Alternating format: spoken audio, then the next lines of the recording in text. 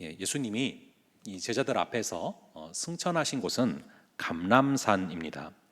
이 구약에서부터 이 메시아가 승천할 장소로 예언되어 있었던 그런 곳이 감람산이었는데, 예수님은 그 말씀을 그대로 성취하시면서 이 감람산에서 승천을 하시는 장면이 오늘 읽은 구절입니다. 이 감람산은 예루살렘 동남편으로 쭉 길게 뻗어 있는 산인데, 남쪽으로는 베다니가 맞닿아 있습니다. 이 누가복음에 보시면 예수님은 성전에서 가르치신 후에 이 감람원이라는 곳에 밤에 가서 쉬셨다라고 나오고 있습니다. 그러니까 감람원은 예수님이 쉬시기도 하시고 또 기도하시기도 하셨던 그런 거룩한 장소라는 걸 알 수 있는데요, 이 감람산에서 이루어진 예수님의 승천 사건은 명확한 역사적 사실이다라는 것을 이 사도행전을 통해서 확인할 수가 있습니다.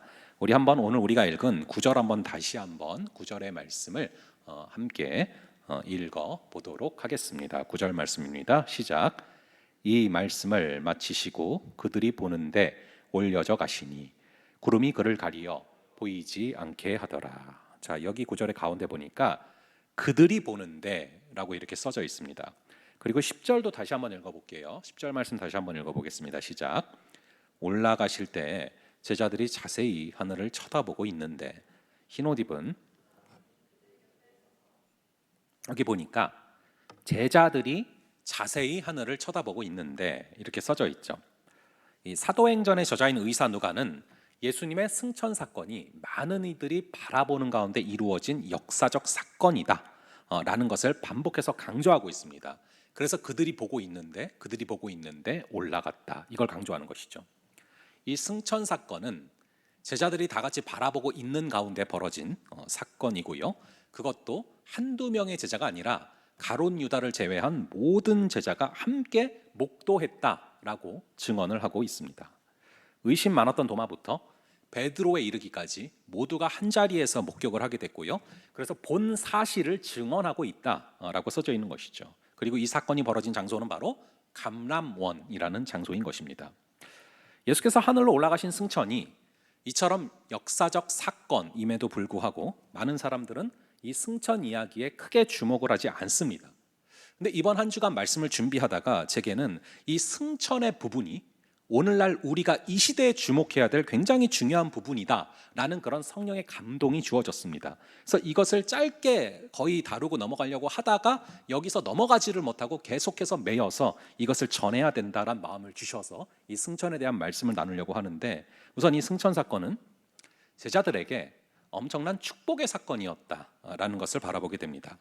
사실 인간적으로 보자면은 3년 내내 정들었던 예수님과 그리고 제자들이 헤어지는 그런 장면이기 때문에 어떻게 보면은 이 승천 사건은 굉장히 슬픈 사건처럼 보일 수도 있는데요, 알고 보면 이 사건이 너무나 큰 축복의 사건이었다라는 것이죠. 왜냐하면은 이 마가 다락방에서 벌어진 성령 충만한 임재의 역사가 예수님의 승천 사건이 있지 않은 한 벌어질 수 없기 때문에 그렇습니다.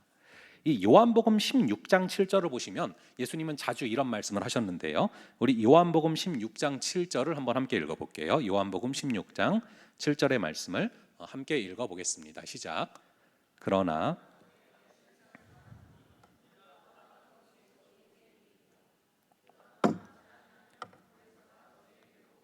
아니할 것이요 가면 내가 그를 너희에게로 보내리니. 자, 예수님이 떠나시고 승천하셔야 제자들에게 약속하신 그 성령이 오실 수 있다라는 것을 분명하게 우리 예수님께서 말씀하셨습니다. 이 성령이 오셔야 우리가 신앙생활을 승리할 수 있는 그런 비장의 무기가 주어지게 되거든요. 그래서 이 승천하신 사건이 겉으로 볼 때는 이별하는 것처럼 보이는 슬픈 사건처럼 보이지만 영적으로 보면 너무나 놀라운 그런 축복의 사건이라는 것입니다. 또 하나, 이 승천이 우리에게 축복인 이유는 이 승천하심으로 말미암아 예수님의 우리를 향한 중보 기도가 본격적으로 시작됐다라는 것입니다. 우리 한번 히브리서 7장 25절을 한번 볼게요. 히브리서 7장 25절의 말씀을 함께 읽어보겠습니다. 시작. 그러므로 자기를 힘입어 하나님께 나아가는 자들을 온전히 구원하실 수 있으니 이는 그가 항상 살아계셔서 그들을 위하여 간구하심이라. 우리 예수님 지금도 살아계심을 믿으십니까?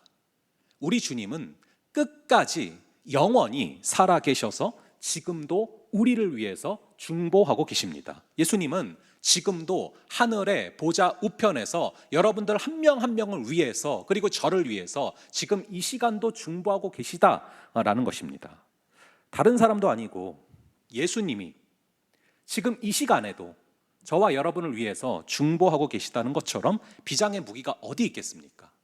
이 하나님이신 예수님이 나를 위해 중보 기도를 하고 계시는데, 이것은 너무나 놀라운 축복의 사건인 것이죠. 특별히 요한복음 17장에 보면 예수님의 겟세마네 동산의 기도에서 우리를 위해서 어떤 기도를 하고 계시는지, 어떤 중보를 하고 계시는지가 정확하게 써져 있어서 여러분들이 이번 주간에 꼭 한번 시간을 내셔서 요한복음 17장을 한번 읽어보시기를 바랍니다. 그 기도를 지금도 우리 예수님께서 우리를 위해서 하고 계시다라는 것이죠. 제자들은 이런 사실을 깨닫지 못했기 때문에 승천을 하시게 되면서 이별하게 돼서 슬펐고 의기소침했고 겁이 났지만, 실제로 시간이 얼마 지나지 않아서 예수님께서 약속하신 성령이 실제로 임재하는 것을 보면서 예수님께서 이제는 보좌 우편에서 우리를 위해서 중보기도하고 계시다라는 사실이 피부로 와닿기 시작을 한 것이죠. 그 예수님은 지금도 저와 여러분을 위해서 중보하고 계심을 믿으시기 바랍니다. 지금도 이 시간도 우리를 위해서 중보하시는 것이죠. 그러므로 우리 예수님은 고난과 역경 가운데 우리가 있을 때 우리를 방관하지 아니하시고 나보다 더 아파하시면서 기도하시는 분이 예수님이다 라는 것이 우리의 삶에서 얼마나 큰 힘이 되는지 모릅니다. 그래서 이 승천 사건이 이별을 하게 되는 것 같았지만, 슬픈 사건처럼 보였지만 큰 축복이었다라는 것을 바라보는데요, 마찬가지로 우리 주님께서는 때로는 고난과 고통 같은 일을 허락하실 때가 있는데, 그것이 시간이 지나고서 얼마나 큰 축복의 사건인지를 시간이 흐를 때 깨닫게 된다는 것이죠. 이 아이는 이해를 못하지만 부모가 볼 때는 그 일이 아이에게 유익하다라는 것을 아는 것과 너무나 흡사한 일인 것입니다. 그런 큰 축복을 내포하는 것이 승천 사건인데, 이 승천 사건을 더 자세하게 묘사하고 있는 성경의 또 다른 본문이 있습니다. 우리 한번 마태복음 28장 20절을 볼게요. 마태복음 28장 20절의 말씀을 한번 함께 한 목소리로 읽어 보겠습니다. 시작. 내가 너희에게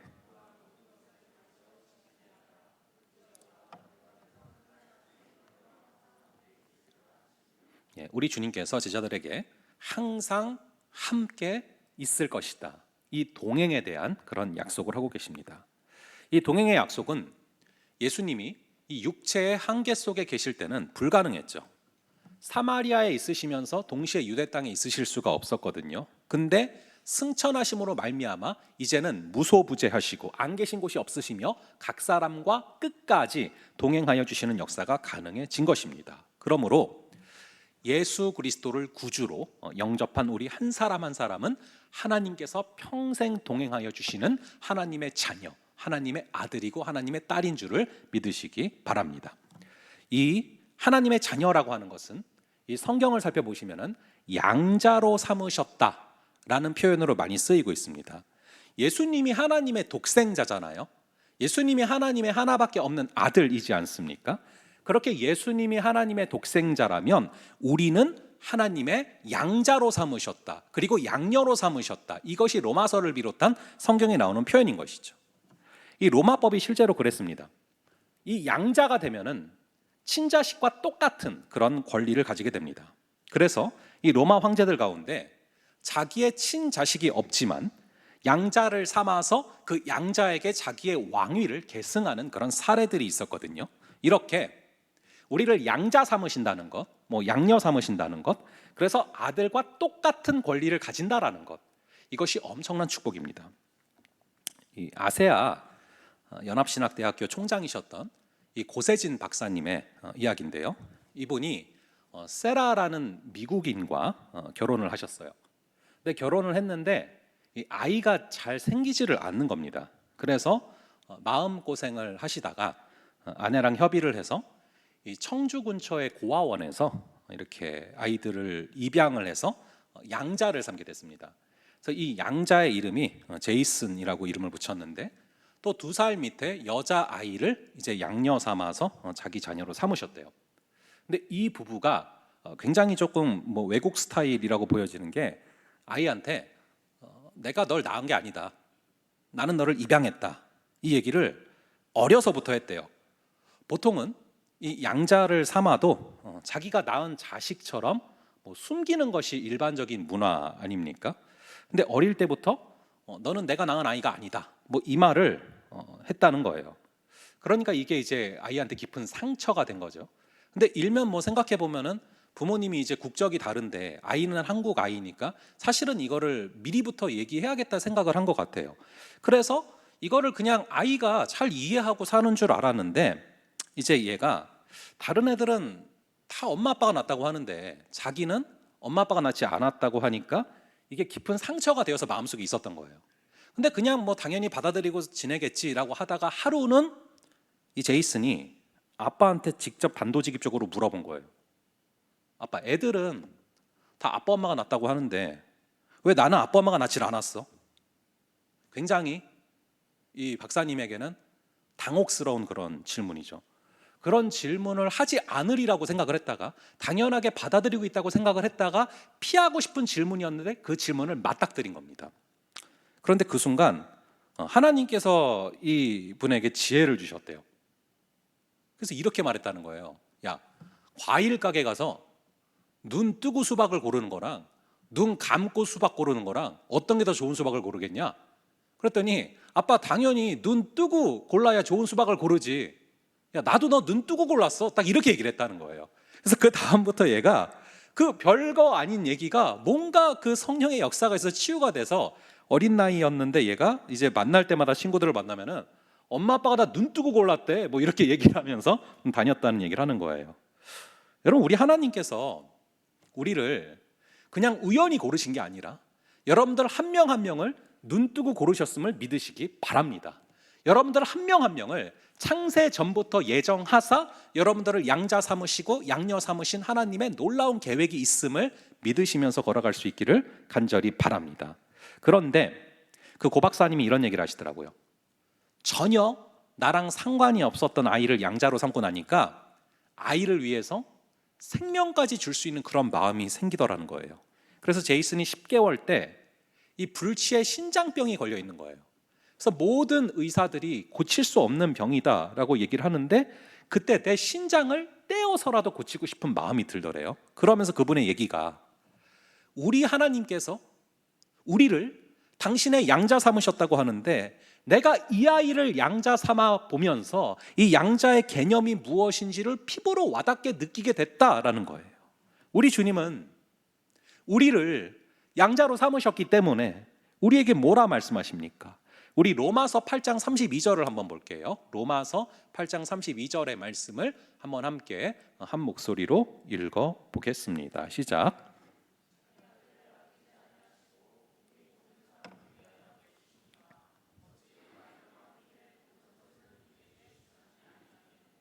이 약속이 우리를 향한 약속임을 믿으시기 바랍니다. 우리가 주님의 자녀라는 사실은 엄청나게 비장의 무기인 거예요. 그러므로 승천은 슬픈 사건처럼 보였지만 사실은 놀라운 축복의 사건이었다라는 것입니다. 하지만 승천이 축복인 이유는, 결정적인 이유는 따로 있는데요. 그것은 바로 재림입니다. 이 승천의 사건이 있음으로 말미암아 우리 주님이 재림하신다라는 것이 가능해졌다라는 것이죠. 여러분, 우리 주님께서 하늘로 올라도 가신 분인데 얼마나 잘 내려오시겠습니까? 그게 바로 오늘 성경에 쓰여 있는 구절인 것이죠. 이 재림의 사건이야말로 이 초대교회를 강력하게 하나로 묶어주는 그런 사건이었고 로마 제국의 강한 박해 가운데서도 흔들리지 않고 그 초대교회 공동체가 끝까지 전진할 수 있는 강한 원동력이었습니다. 여러분, 초대교회가 엄청나게 핍박을 받았어요. 지금 우리는 상상할 수 없을 정도의 핍박을 받았습니다. 그래서 여러분들이 뭐 제자들이 어떻게 박해받아서 어떻게 순교했는지 그런 영상을 보신 적도 있을 거예요. 엄청난 핍박을 받았고 10대 황제에 걸쳐서 핍박을 받았습니다. 저는 뭐를 이렇게 외울 때 이 앞글자를 따서 외우는 걸 좋아하거든요. 그래서 10대 황제가 네도트, 하마셉, 막데바디가 앞글자입니다. 네로, 도미티안, 트라이안, 하드리안, 마르쿠스, 아우렐리우스 쭉 이어지거든요. 근데 이게 역사적으로 사실이에요. 이 10명의 황제가 계속해서 핍박을 했다라는 거예요. 여러분, 황제가 10명이 바뀌는 동안에 지속적으로 핍박이 이어졌다면 그 핍박이 얼마나 긴 핍박이고 얼마나 지속적으로 강력한 핍박입니까? 그럼에도 불구하고, 그러한 핍박에도 불구하고 이 신앙의 공동체가 무너지지 않을 수 있었는데, 그 원동력이 바로 이 재림신앙이었다는 것이죠. 주님께서 다시 오신다라는 재림은 구약에서부터 이미 예언이 되어 있었고요, 예수님도 이 땅에 계시는 동안에 제자들에게 누누이 반복해서 강조하신 부분입니다. 그리고 승천하시기 직전에도 재림을 약속하시고 말씀하시고 승천을 하셨죠. 이 사도 바울을 비롯한 수많은 제자들은 이 재림을 붙들고서 담대하게 사역을 감당했는데, 그렇다면 우리 역시도 이 재림의 신앙으로 무장이 되어야 할 줄로 믿습니다. 예수님께서 재림에 대해서 말씀을 하실 때 예수님의 제자들이 예수님에게 물어봤습니다. 그렇다면 예수님이 다시 오시기 직전에는 과연 어떤 징조가 있습니까? 그러자 예수님은 다음과 같이 답변을 하셨는데, 우리 한번 마태복음 24장 4절과 5절을 볼게요. 마태복음 24장 4절과 5절, 이 두 구절을 함께 한 목소리로 읽어보겠습니다. 시작. 예수께서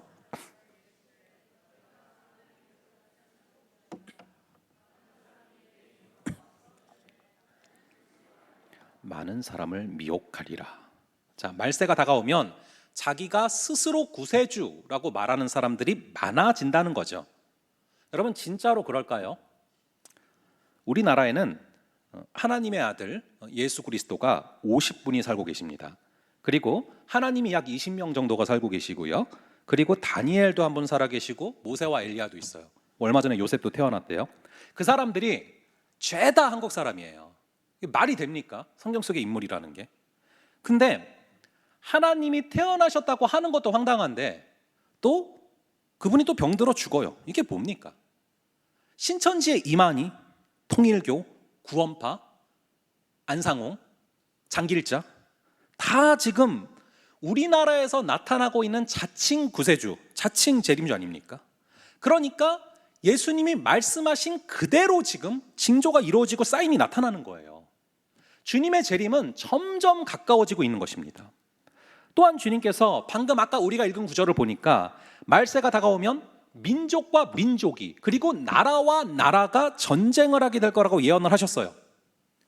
우리가 작년 전까지만 해도 이 러시아랑 우크라이나가 전쟁을 할 거라고 누가 예상이나 했습니까?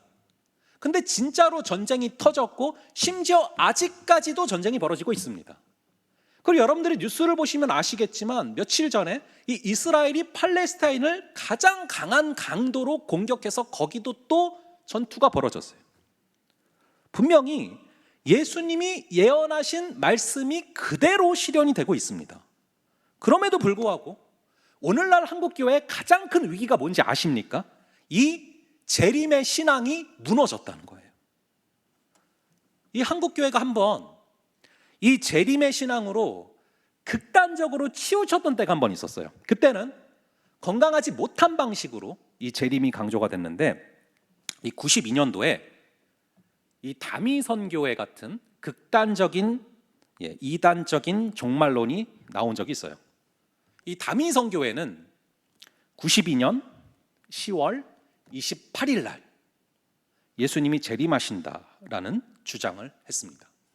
우리가 지난번에 살펴봤지만 때와 시기는 너희의 알 바 아니요 라고 정확하게 우리 주님이 말씀하셨음에도 불구하고 자신들은 그날을 정확히 안다, 예수님은 10월 28일 날 재림한다 라는 이단이 나타난 것이죠.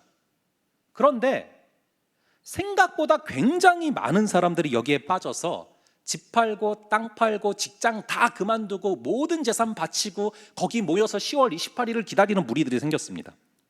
그래서 제가 아직도 기억이 나는 게 92년도에 10월 28일 날 뉴스에서도 이게 생방송을 했어요. 과연 휴거가 될 거냐 안 될 거냐, 이걸 생중계를 했단 말이죠.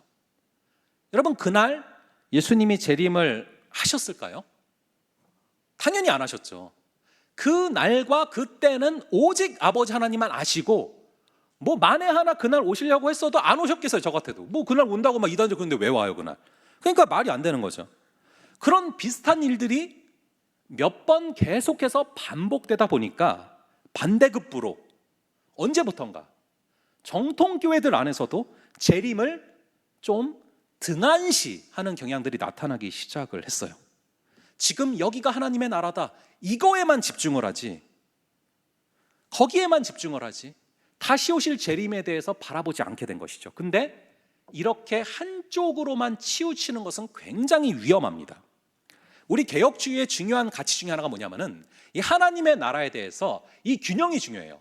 Already but not yet입니다. 우리 따라해 볼까요? Already but not yet. 하나님의 나라는 이미 임했지만 아직 완전히 임하지 않았다.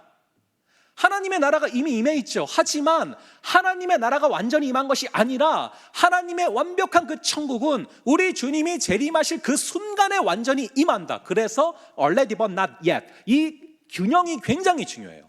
근데 이 중에서 어느 한쪽으로 치우치는 것은 굉장히 위험한 것이라는 것이죠. 이 성경은 분명히 재림이 있다라고 말씀하고 있는데 어느덧 이 already에만 강조가 가지 난 옛에 대한 강조가 가지 않고 있어요. 그래서 재림에 대한 신앙이 약화되고 있는데 이게 바로 우리의 신앙이 무너지고 있는 결정적인 원인 중에 하나라는 것입니다. 이 성경은요, 분명히 재림이 있다고 말씀하고 있어요. 우리 한번 마태복음 24장 37절과 38절을 볼게요. 마태복음 24장 37절과 38절, 이 두 구절을 한번 함께 읽어 보겠습니다. 시작. 노아의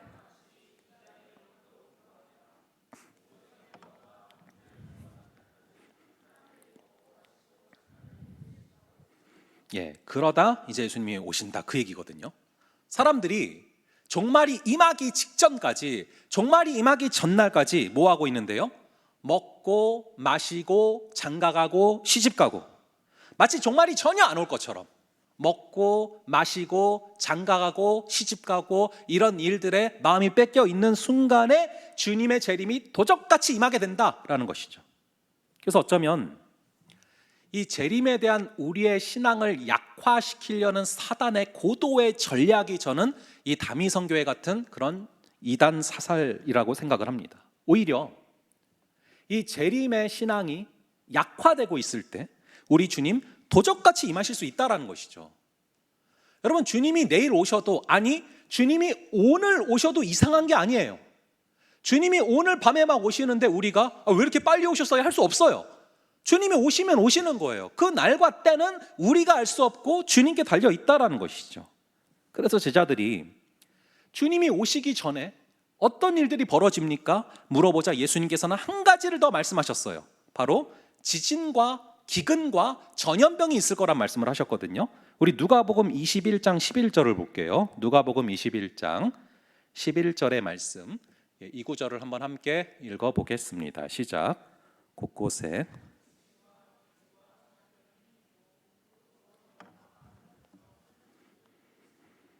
제가 학교 다닐 때 배웠던 게, 우리 한반도는 지형학적으로 그리고 지질학적으로 지진이 나지 않는 구조다라고 배웠거든요. 그런데 2018년도에 포항에 아주 큰 지진이 나서요, 사상 최초로 수능이 연기됐던 적이 있습니다. 제가 하필이면 그때 난생 처음으로 대구에 가서 살기 시작을 했는데 거기서 이제 그날 제가 교육자실에 있었거든요. 1층에 청년부 교육자실이 있었고 4층에 일반 교육자실이 있는데, 근데 포항에서 지진이 났는데 그 지진이, 대구가 멀지 않거든요, 포항이랑. 여기까지 진동이 와가지고요, 제가 깜짝 놀라서 나갔어요. 건물이 흔들리니까.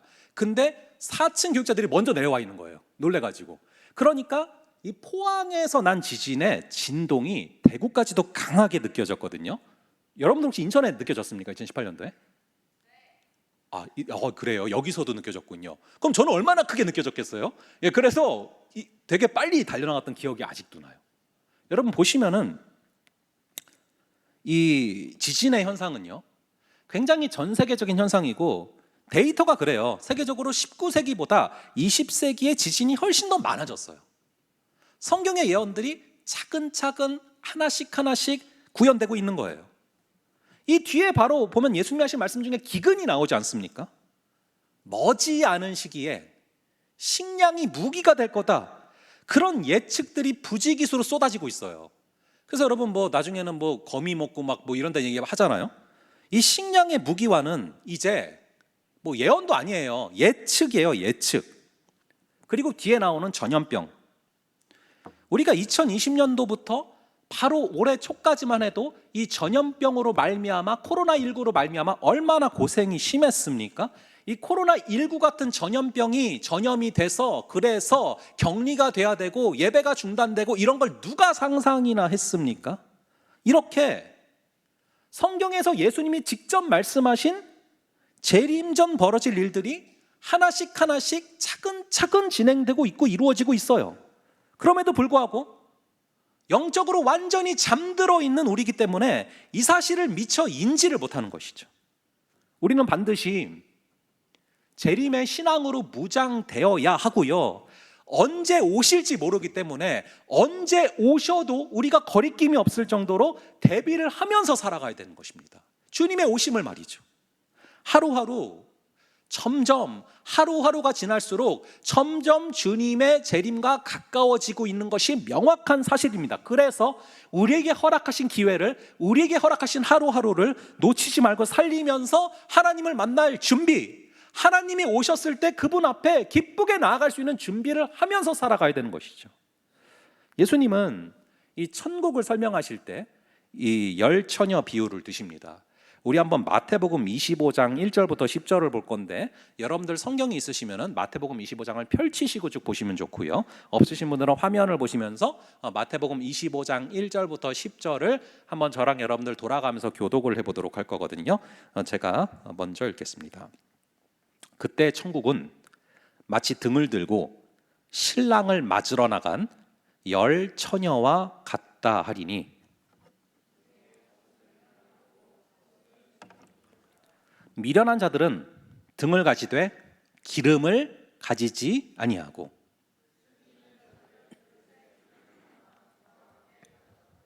신랑이 더디 오므로 다 졸며 잘세.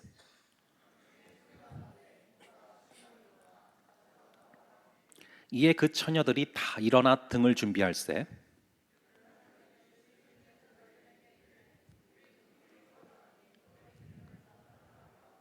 슬기 있는 자들이 대답하여 이르되 우리와 너희가 쓰기에 다 부족할까 하노니 차라리 파는 자들에게 가서 너희 쓸 것을 사라 하니,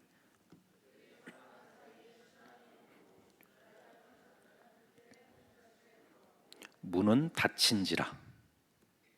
신랑이 한밤중에 갑자기 왔는데요, 이 열 처녀 중에 지혜로운 다섯 처녀는 그릇에 기름을 담아서 준비를 해놓고 잠이 들었는데, 어리석은 다섯 처녀는 기름을 준비하지 않고 그냥 잠들었다라고 기록되어 있어요. 그래서 신랑이 갑자기 도적같이 임했을 때 기름을 준비하지 않고 그냥 잠들었던 다섯 처녀는 쫓겨났다. 이게 아까 우리가 살펴봤던 먹고 마시고 장가가고 시집가고 그거예요. 이 어리석은 사람들은 먹고 마시는 일에 마음이 뺏겨서 먹고 마시는 일에 대한 염려로 바빴던 거예요. 그러니까 주님의 말씀을 듣고 주님의 말씀에 순종해서 그 선한 행실로 공동체를 밝게 비추고 세상을 밝게 비추는 그 기름이 부족한 거죠. 그러면은 목사님, 그럼 먹고 마시는 일 하지 말라는 겁니까? 우리가 이청년 함대인데 그럼 장가가고 시집가지 말라는 겁니까? 아니에요. 예수님도 먹고 마시기를 즐겨하는 자라고 비난을 받으셨거든요. 여기서 말하는 거는 먹고 마시고 장가가고 시집가지 말라는 얘기가 아니라 먹고 마시고 장가가고 시집가는 이 세상의 일에 대한 염려에 빠지지 말라는 거예요. 주님께서는 당신의 백성들에게 말씀을 하십니다. 뭐라고 말씀하시냐? 염려하지 말아라. 누가 염려함으로 그 키를 한 자라도 더할 수 있겠느냐? 너희는 먼저 그의 나라와 의를 구하라. 그리하면 모든 것을 너희에게 더하실 것이다. 내일 일은 내일이 염려할 것이요 한날의 괴로움은 그날로 족하니라. 먹고 마시는 일 내가 알아서 다 책임져 줄 거니까 너희는 먼저 그의 나라와 의를 구하는 일에 우선순위를 둬라. 그러면 다 필요한 거 채워줄게 말씀하시는 것이죠. 그렇다면 아까 방금 읽은 어리석은 다섯 처녀는 뭐가 문제입니까? 어리석은 다섯 처녀는 순서가 지금 바뀐 거예요. 먹고 마시고 장가가고 시집가고 이 세상의 일에 대한 염려가 조금 더 앞선 거예요. 51% 대 49%인지 52% 대 48%인지 모르겠어요. 하지만 먼저 하나님의 나라와 의를 구하는 것보다 이게 훨씬 더 앞선 거죠. 그래서 사랑하는 주님의 말씀을 듣고 그것에 순종하고 그 착한 행실로 말미암아 세상을 비추는 일에 게을러지다 보니까 자기도 모르게 주님을 맞이할 기름을 준비하지 못한 것입니다. 이게 비극이에요. 여러분, 구원은 믿음으로만 받습니다. 오직 예수 그리스도를 믿음으로 받습니다. 하지만 정말 예수 그리스도를 믿는 사람은 두려움과 떨림으로 구원을 이루어가는 게 맞는 거예요. 이 어리석은 처녀 5명은요, 문제가 뭐냐? 준비하지 않으려고 한 게 아니에요. 주님을 기다리다가 졸 정도로 기다렸지만 나름 자기가 준비하고 있다라고 생각을 했지만 이 네 박자에 대한 염려 때문에 먹고 마시고 장가가고 시집가고 먹고 마시는 그 세상의 일에 대한 염려 때문에 주의 나라와 의를 구하는 일에 뒤처진 거예요. 주님의 재림 모른 거 아니에요. 하지만 인생의 문제들로 인해서 좀 바빴던 거예요. 그러다 보니 주님의 재림을 준비하는 일에, 주님을 다시 맞이할 일을 준비하는 일에 치명적인 장애가 생긴 것입니다. 그래서 어리석은 처녀들은 주님이 재림하실 때 나도 좀 기름을 나눠달라고 하는데 이 기름은 나눠줄 수 있는 게 아니에요. 야박한 게 아닙니다. 어떻게 주의 말씀을 듣고 주의 말씀에 순종해서 그 착한 행실로 공동체를 비추고 세상을 비추는 그 일을 대신 나눠줄 수가 있겠어요? 이거는 당연히 본인만 할 수 있는 것이죠. 여러분, 이 기름이 무엇이냐? 바로 성경의 많은 부분에서 성령의 기름 부음이라고 하잖아요. 성령을 기름으로 비유하지 않습니까? 이 성령 충만을 사모해야, 그래야 우리 주님께서 심령에 임하여 주시고, 우리가 성령 충만을 사모해야 주님께서 임하셔서 말씀을 듣게 되고 그리고 말씀에 순종할 수 있게 되고, 그럴 때 그 착한 행실로 이 공동체를 비추고 세상을 비출 수 있는데, 본인이 사모하지를 않는데 어떻게 그 기름을 줄 수 있겠냐는 것입니다. 그래서 이것을 나눠줄 수가 없다라고 기록이 되고 있는 거예요. 간절히 바라기는 성령의 충만함을 사모하면서 우선순위가 확실한 우리가 되기를 간절히 바랍니다. 먼저 하나님의 나라와 의를 구하는 일, 주님의 공동체를 사랑하는 일, 우리 예수 그리스도를 사랑하는 일, 그것이 최소한 먹고 마시는 일, 내가 살아가는 일에 대한 염려보다 더 앞설 수 있는 여러분이 되기를 간절히 바랍니다. 그럴 때 우리가 말씀을 듣고 순종하고 그 착한 행실로 말미암아 등불을 비출 수 있는 거예요. 그럴 때 주님 재림하실 때 기쁘게 맞이할 수 있고, 그럴 때 우리 주님께서 잘하였다, 착하고 충성된 종아, 우리를 안아주시는 것입니다. 여러분들이 크리스찬으로 살아가면서 우리가 얼마나 주님의 재림을 사모하는지, 우리가 주님께서 재림하신다고 했을 때 그 주님을 맞이할 준비가 되어 있는지, 이것을 겸허하게 돌아보며 두려움과 떨림으로 구원을 이루며 걸어가는 그런 우리가 되기를 간절히 바랍니다. 우리 시간 찬양하실 때 밤이나 낮이나 나의 소망 되신 주를 바라보게 하여 주시고, 다시 오실 나의 왕, 다시 재림하실 나의 왕, 천국은 already but not yet이에요. 이미 천국이 마음속에 이미 마음에 임해 있지만 아직 완전히 임한 게 아니에요. 그분이 언제 오실지는 아들도 모른다. 예수님이 말씀하셨어요. 하나님만 아신다. 그게 오늘일지 내일일지 천년 될지 모른다. 그러기 때문에 우리는 하루하루 주님의 재림이 가까워지고 있기 때문에 두려움과 떨림으로 구원을 이루어 가야 되는 것입니다. 우리 밤이나 낮이나 함께 찬양하며 기도하며 나가겠습니다.